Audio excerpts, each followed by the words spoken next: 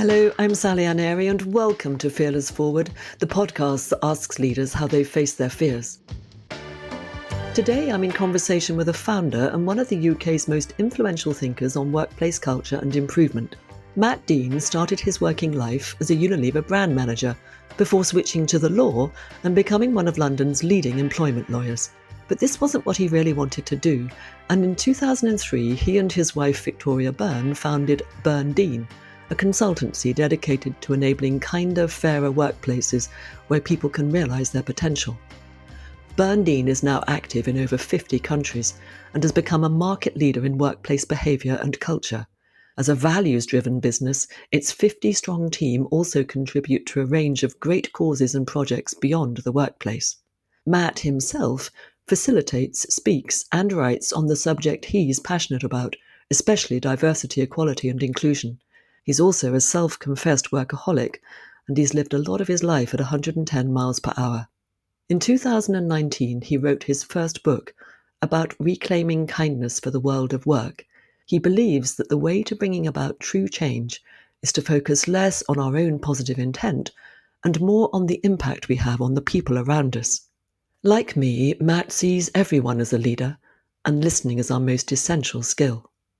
But perhaps the biggest influence on Matt's life and work for the past 15 years has been living with cancer. His close brush with death in 2009 caused him to realise in a very profound way that all that really matters is love. Matt decided early on to be a cancer role model, to show that good things can come of it. And in our conversation, Matt describes how the ups and downs of his treatment have enabled him to be more at ease with things as they are, and to feel that cancer has helped him to be a better person than he would have been without it. I wish I'd known far earlier in my life, he says, that when it comes to fulfilment, purpose is basically everything. Welcome, Matt. Thank you. It's very nice to be here with you. I've spent a lot of time with you in the past, and this feels like an exciting moment. Me too. I'm really excited about this, Matt. And I'd like to go straight in with the big question. You know, of all the big things that have happened in your life, the biggest was in 2009, wasn't it? Could you tell us what happened? Bit of background. So let me tell you where I was in 2009 first, and then we can just do 2009. So in 2009, I was 44. I was born in the 60s. I was a very bright kid, sensitive, warrior, definitely. Had a very loving mother, bit of a dominant, overbearing father who was abusive, but not to me, more to my brother. But clearly that shaped me, and with you, I've learned a lot about the unconscious drivers that came from there. And my big driver being not to be blamed. I think I lived a lot of my life not wanting to be blamed. I went to university, went to Oxford, met some fantastic people, but then came out and essentially struggled to find fulfillment in a job or a career. I knew about purpose early on. I learnt that, you mentioned that I was at Unilever. I learnt that at Unilever, but I lacked, I don't know, the courage, the impetus, something to follow my purpose. And I drifted, and my life became about, well, there was an abstruse sense of achievement, which was sort of driving me. But increasingly, it principally became about working hard, because you don't get blamed for working hard. So I worked very hard. I was a lawyer. And in 2003, I finally stepped away from it. A couple of years earlier, I'd been shown something I could do really well, which was talk to people in rooms about the risks they were running in the way they were behaving at work. And that became my thing. And in 2003, enabled by my fantastic partner, who is the driving force in so much of my life, Victoria, we formed Beardy, and it was a small, then 2, 3, 4 person enterprise, and I was very busy. I used to say flying around the world talking to people about being nice to each other at work, but largely sleepwalking and not really focusing on what was going on in my life, just working hard. And then on the 8th of May 2009, I was diagnosed with cancer, throat cancer. It had been misdiagnosed, so for 6 months or so, there was a tumour on the base of my tongue, so down my throat, which nobody should see. And I'd gone to the doctors with it, and he'd said, I heard him say, come back. What just happened happens again. And what had just happened was, it was very unpleasant. I chopped up a piece of the tumour, essentially. And it didn't happen again. So I didn't go back. And then 6 months later, I was in a hotel room in Hong Kong, and I suddenly realised that I was bleeding in my mouth, and it wouldn't stop. And that was quite frightening. We're talking about fear. That was a frightening moment. It took quite a few weeks after I got back from Hong Kong to actually get to see the doctor, the right doctor. But then on the 8th of May, I was told that I had this diagnosis. And that led to a number of things, obviously. But without doubt, the 6 months there and the 15 years that followed it of living with cancer have very greatly changed the course of my life. Have you ever wondered why that happened? No, I can say this honestly, I've never thought, why me? Because it was me. And I have this sense that everybody has something in their life they wish wasn't there. This is mine. And everyone always says, well, yours is bigger than mine, but I don't have that sense. I just have the sense that this is what I've got.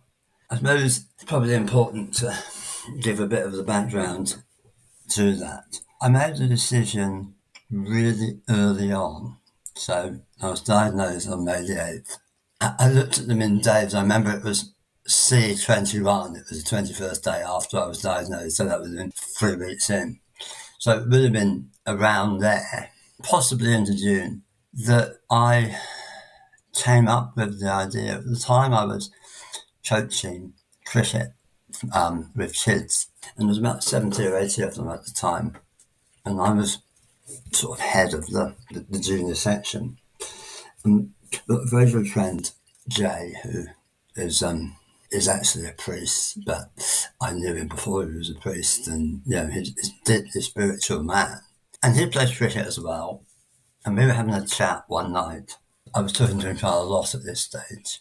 And he just said to me, wouldn't it be fantastic? All of those kids that you're coaching are going to have an experience of cancer in their life. And wouldn't it be fantastic if the first experience they'd had was a positive one? And, we don't know what's going to happen, but if they think, well, Nigel had cancer and he seems all right with it, that would be a really positive thing. And I picked that up. It wasn't my idea. As with most things, it was an idea that I picked up. And I thought, no, that's absolutely what I want to do. And I've got to say that I've tried to do that. I've tried to live that all the time. It's different to having a positive mental attitude, which is something that you read about, you hear about with people with cancer. I want to be a positive cancer role model. I want people to think good things can come from it. And certainly my own experience, very good things have come from it. I think I'm a overall much more pleasant, well-rounded, thoughtful individual than the one I would have been, definitely the one I was in 2009, but probably the one I would have been had this not have happened. I almost said that I hate to think what would have happened to me had I not got cancer. But, I've never done that before. I'm suddenly thinking about it. Well, as they say, we are where we are. It is what it is. I guess there's little point in wondering about that, right? And I'm curious, it sounds as if you made a decision to be a positive role model in response to what your good friend said to you. And again, you can't know, if he hadn't said that, would this have happened? You can't know that. But I wonder to what extent that influenced your path ahead. Yeah, I think it's certainly been a beacon, if that's a good word. And there have been moments when it's not been easy and all that sort of thing. And having a way of being, which positive cancer role model gives you, has been helpful. And there have been a few moments in life, haven't there, where you've been given good advice. I remember the other piece of advice that was given to me right at the beginning by another friend who had lost his wife a few years earlier to cancer and been through a really horrible few years. And he said to me, there is no good or bad news. There is just news. And just stay with that and react to the thing in front of you now. Don't go forward beyond that.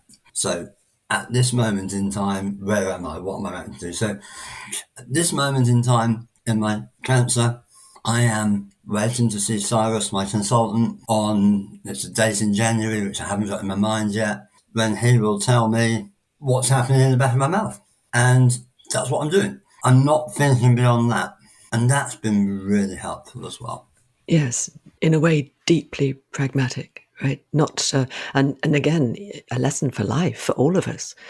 Simply to see what's in front of us, not to make up a story about what may or may not happen, but if you like, see things as they are. There's neither good nor bad, right nor wrong. They're just there.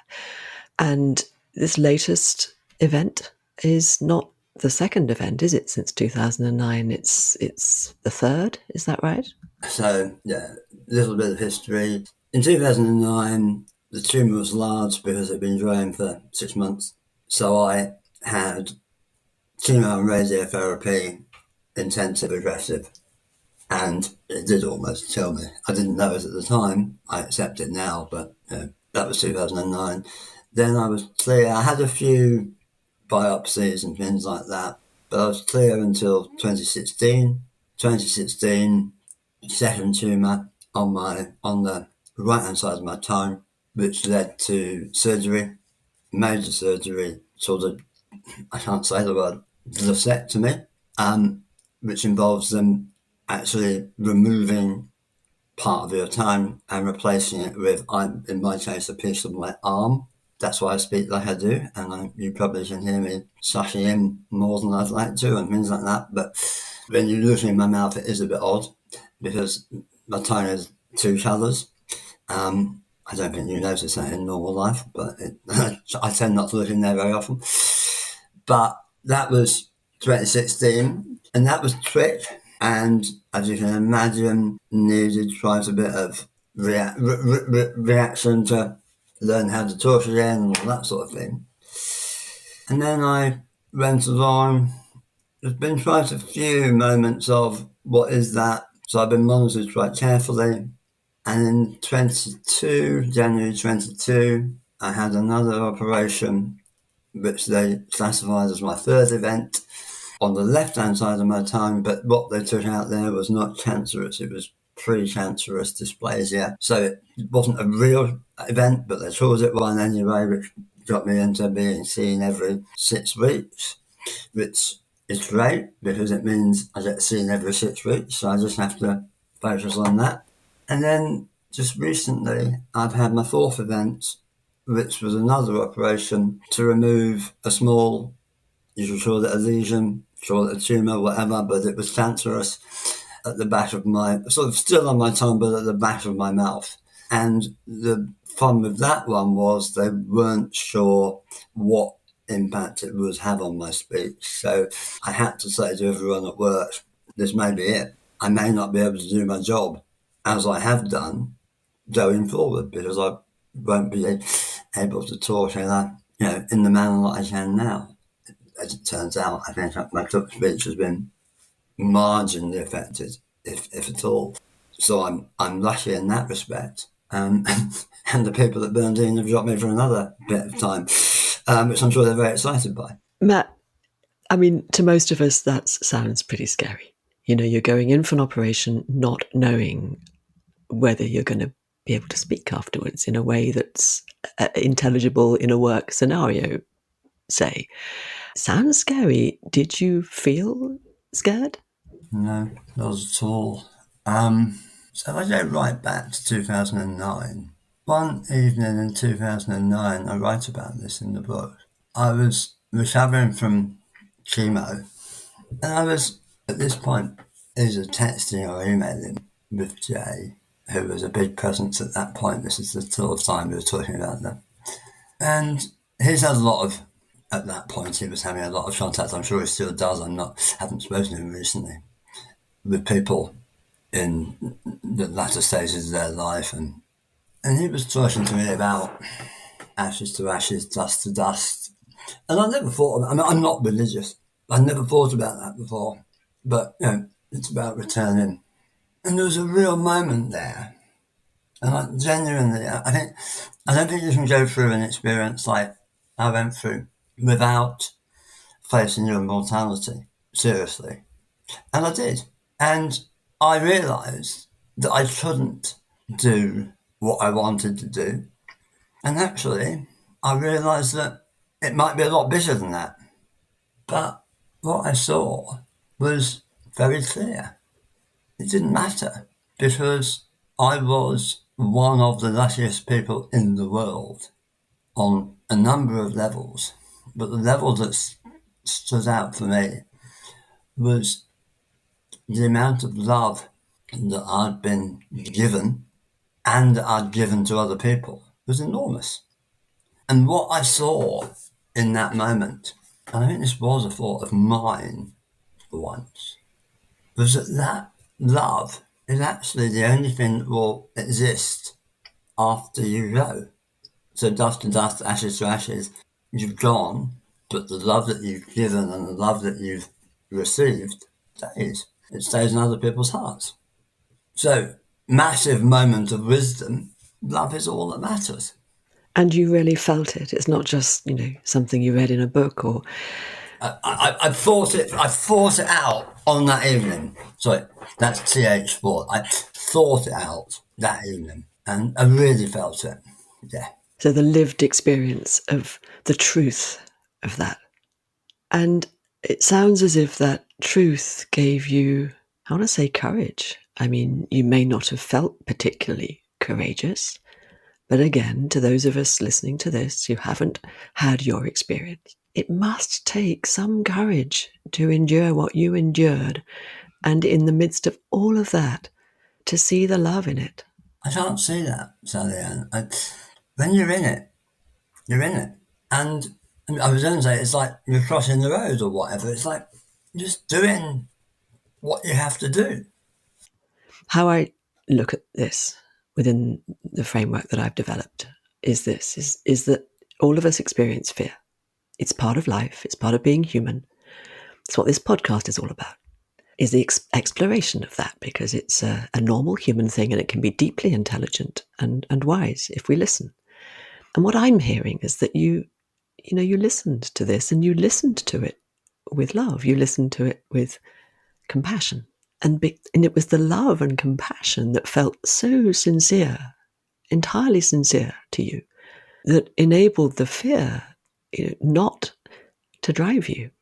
Now, I'm endeavoring to rationalize this, right? I'm trying to put it into some kind of language that may or may not resonate with your actual experience. But I wonder if it isn't something like that. No, you're right. And something I always say, and I'm surprised I haven't said it before now, whenever I'm talking about my cancer, I want to say this is my experience of my cancers.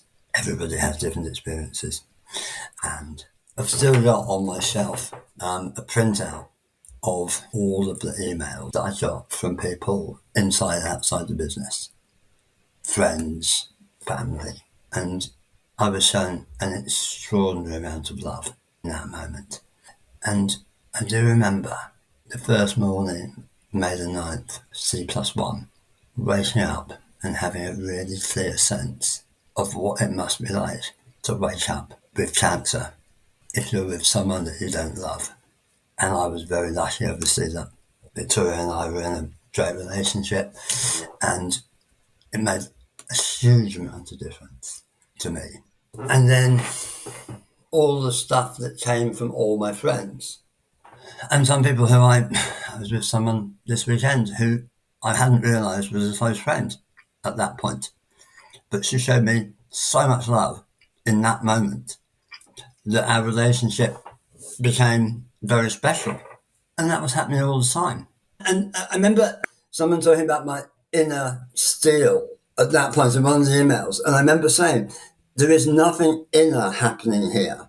All I am doing is channeling what I'm getting from you lot. Whenever I'm feeling down, I was doing and I was writing to people. I was writing a blog. It wasn't called blog then, but whatever we called it. And it went down to about 16, 18 people who had indicated that they wanted to get it. And I got back from them so much.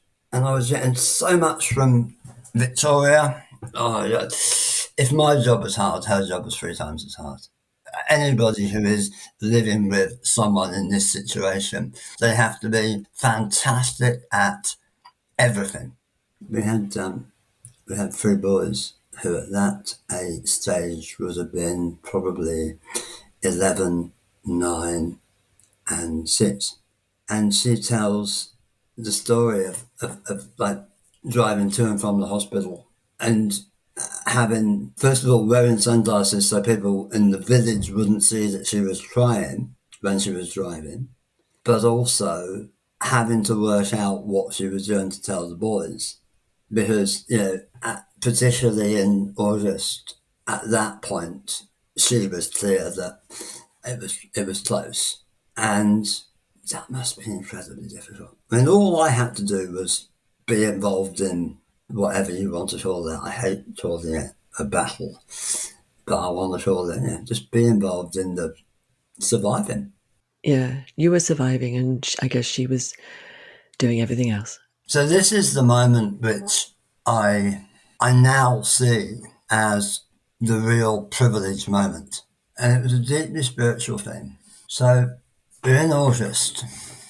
I remember very clearly it was the final test match of the Ashes series in 2009 at the Oval. And on the Friday, I was watching, well, I wasn't even watching, I was sitting in front of it feeling really dreadful and I had to go to hospital. So I remember Victoria drove me up and I remember being sick a few times on the way up, and that involved my feeding tube coming out and just, yeah. Got into the hospital, was very ill, had a temperature of 40 something. And I remember the Saturday morning and it was really hot. It obviously wasn't, but I was. And I was just thinking, should I turn the air conditioning on? And I just felt a breath of air on my skin. And I thought, fantastic, someone's listening. And in the corner of the room, this really bright white and gold thing appeared, place. And I looked at it and I knew exactly what it was straight away. And it was the place in the world where all good comes from. And it was bright and it was gold and it was a long way away, although it was in the room. And I remember thinking, I can go there. But I chose not to. I chose to stay where I was. But I knew it was there. And it's so clear in my mind even now. Nowadays, you've taken me back to that place in our meditation sessions regularly. When you say, join yourself to think about a place, something that's bigger than you, that's where I go. Because I've seen it. But what's really interesting, I'd seen this place. I didn't tell anybody about it. Didn't tell Victoria about it. Didn't tell anyone. Didn't tell Jay or any of the other people I was talking to. About a year later, I was talking to a work friend, colleague, client actually, but someone I knew well. And she asked me whether I'd had any spiritual experiences. She was religious. And I said, oh yeah, actually, now you come to mention it. And this is about a year later. Still very clear in my mind. And what happened there was I started to think, because of her take on what I told her, that what it had been was something about heaven. But it wasn't heaven. And I'm clear on that now. It was a place inside me, inside all of us, where good comes from. And I had just had the privilege in that moment, '09, of seeing it. How extraordinary, Matt. And if I may, I'd like to read a short paragraph from your book, which I think speaks to this, which struck me when I read it. And it's this: your humanity is all that matters. Once you've seen that good comes from inside you, you'll want something different for other people. This happens to me quite a lot. People read bits from my book and I've forgotten them. I was interviewing someone recently and they said, as you're saying, I think this is what you say in chapter 8 of your book, and I think I have no idea what chapter 8 is. I have no idea what you're talking about. But no, I do remember that. I remember the tone of that, the sense of that. And it's what I said earlier. If I wouldn't have had this, if I wouldn't have been living with cancer, and part of that's the spiritual experience, but part of it's just the overall experience, I wouldn't have been the person I am now. I am much more interested in showing people humanity, their humanity. It's as if something shifted that it's probably quite difficult to put into words, but you can identify certain events like the ones you've just described, or the one you've just described, that probably had an extremely significant part in all of that. But a shift occurred.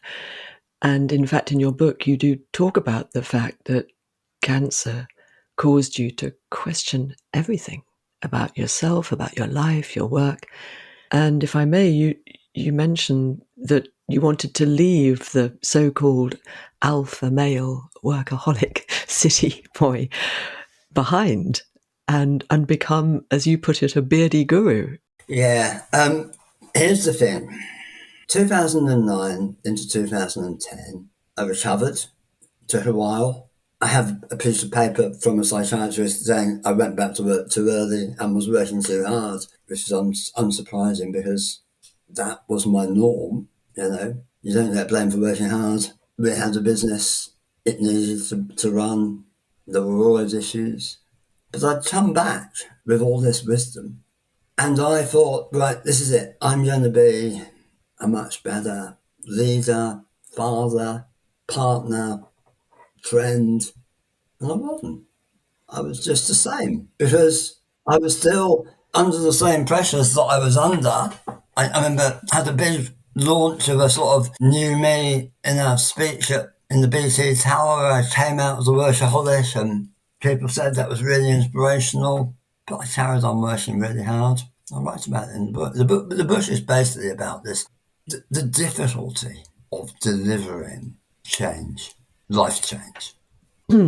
I guess it can be a bit of a disconnect, can't there, between the big idea, the transformational change. And I love the image of the beardy guru.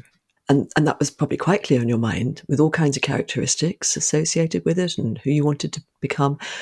It's a big idea, right? But when it comes right down to it, the only way we can ever change anything is in what we say and do every day of our lives, which is why I advocate strongly for pausing, because that gives us a moment to decide. Because otherwise, yes, the way we've always been will be the way we will always be unless we do and say something different.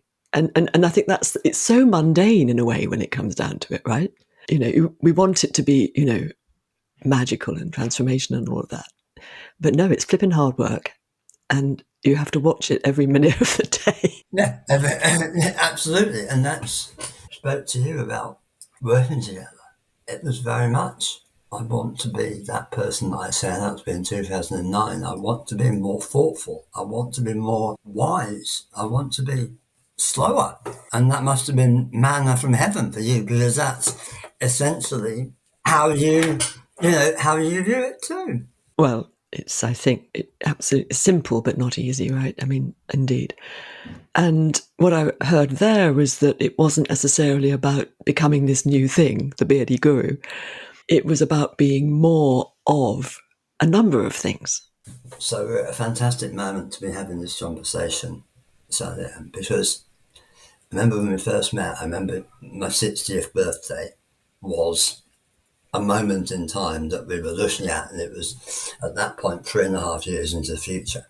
And I said to you, what I want is to have myself sorted. Not the whole situation sorted, but I want clarity about where I am by then.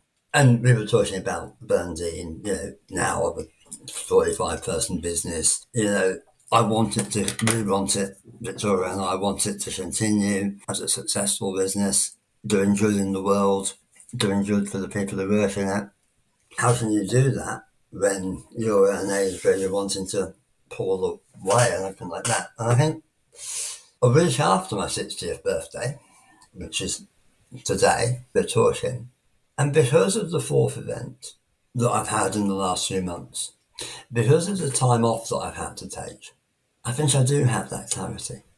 It feels really different to how it's felt before. Back in the end of the summer, our chairman, Rob, said to me when he'd heard that I've had 2 ankle replacements already this summer, and then I'm having the mouth surgery.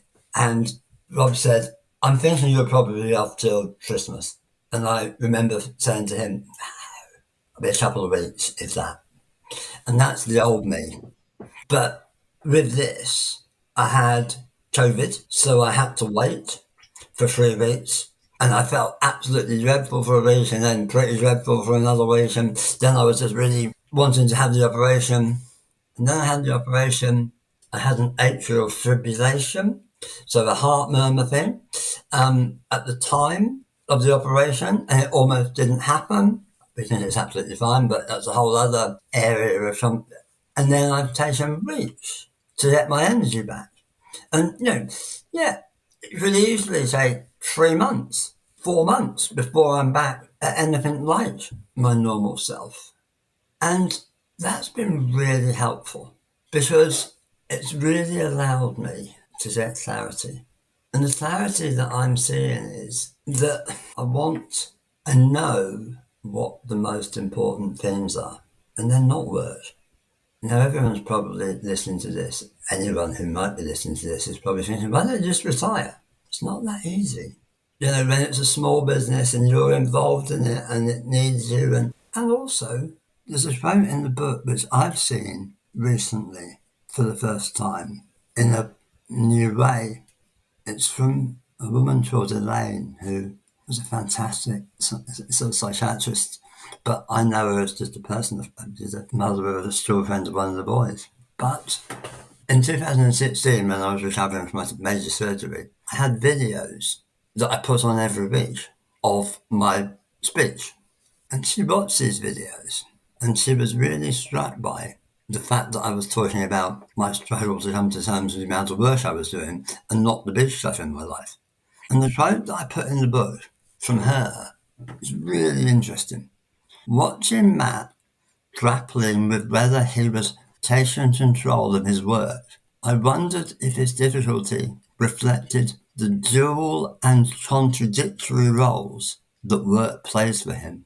His way of embracing life, but also his way of escaping it. His way of embracing it and escaping it. What I suddenly have realised is that working hard, being successful, achieving something has allowed me to escape, to hide from the really important stuff. The doing, the achieving, can fool us, can't it? Not that it's not important, I'm sure, and you've done some great work with great people, of course. And yes, what an insightful observation that at that time, at least, you were turning away from something far more important. And I think, to an extent, that's my clarity, that now I can simply focus on what is important. And it's taken me all this time and all this work. But I genuinely think at this point, perhaps because we've got a structure around us now which allows us to step back and do what we want to do. And I guess I get that that's a real privilege that not many people would have. But, hopefully that is the clarity that I now have. Yes, you're privileged, and you've worked very hard to get to this point, both of you and your partner, Victoria. You've built something, and perhaps now, Matt, I wonder, is it time to sit back a bit and enjoy the dividend of that? Is that how it feels? I think there's a little bit more work to be done on achieving that. But absolutely, that's what. And we have a fantastic team around us. Hopefully, fingers crossed, that's the way it's going. And yeah, that's the clarity. We know what we want to achieve. We know what's happening. We've got the right people around us. Let's watch it happen. That's fantastic. And so, Matt, as you know, this podcast, I call it Fearless Forward. And I'm wondering where you are now in your life with all that's happened. And when you look to the future, what does Fearless Forward mean to you? It's genuinely accepting myself for who I am. It's knowing what's most important and living life every day. That's what's most important. There's that ridiculous phrase, living every day like it's your last. I mean, that is so ridiculous. I mean, you'd be so tired, wouldn't you? But it's really important to know what the important things are and to use them as your goal. And I don't think I've used the word kindness in this whole hour, but kindness is what love requires. And have I been kind today? And being kind to yourself. I'm sure I'm in common with many people, have a real self-esteem thing. I will often beat myself up about what I haven't done and all this sort of thing. It genuinely feels to me, at this point in my life, that I can be kinder to myself. When I fail, and I do regularly, I have a sense that if I genuinely accept myself for who I am, that's fine. We all fail from time to time. I just want to thank you so much for sharing your experience with us and what you've learned from it with such generosity and kindness. Thank you, Matt. Thank you.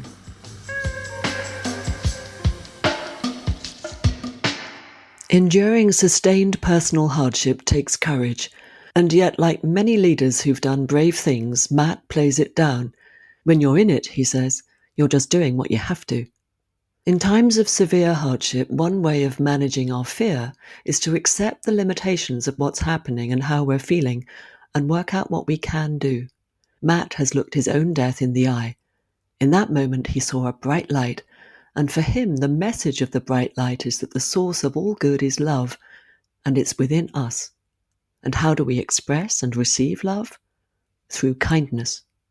When Matt saw how lucky he was to have given and received so much loving kindness, and that after he was gone this would be all that remained, his fear evaporated. If, like me, you find this inspiring, and you want more love in your life, here's something you can start doing now. Simple acts of kindness every day, and not just towards others, for yourself too. Every night before you go to bed, ask yourself, have I been kind today? To myself? To others? And write down the ways you have and haven't. And when you wake up the next morning, look at what you wrote and make a conscious decision about how you want to show up that day for the people you lead and love. Thank you for listening. Fearless Forward is edited and produced by Mark Steadman. I'll be back with you in 2 weeks for our next conversation about how leaders have faced their fears. To be sure of catching it, go to fearlessforward.org, activate push notifications from your favourite podcast source, or subscribe to my weekly bulletin at skillfulleaders.com.